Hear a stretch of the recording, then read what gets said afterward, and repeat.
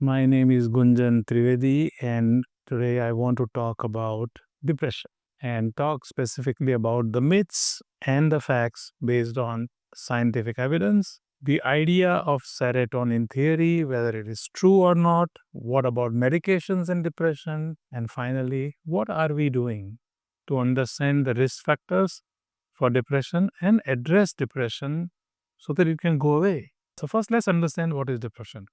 And I'm going to go through certain notes so that I'm consistent. Depression affects how people think, feel, sleep, and function in daily life. It has impact on function impairment. It is linked to their ability to function, and based on that, it is projected to be the biggest risk to global disease burden. And in India, a lot of depression is not even diagnosed. So when you don't understand that somebody has depression, that person is far away from the solutions that would take him or her out of depression. So that's just a quick background about why depression is very important to understand. One of the common challenge or common myth associated with depression is the concept called the serotonin theory of depression. For a long time, we believed that changes in serotonin level, the happy hormone, is connected to onset of depression. And unfortunately, this has been now busted.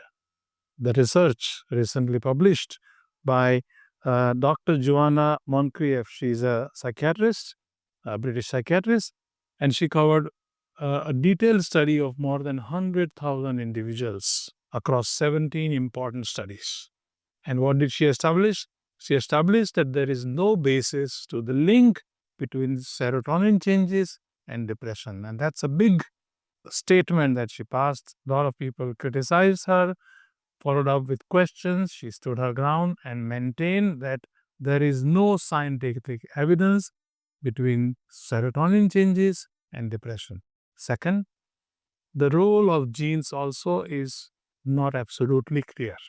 And this leads us to question about what are the risk factors which increase the risk for depression. If serotonin theory is not making sense, the gene expression or the gene continuity doesn't make sense, then what is causing depression?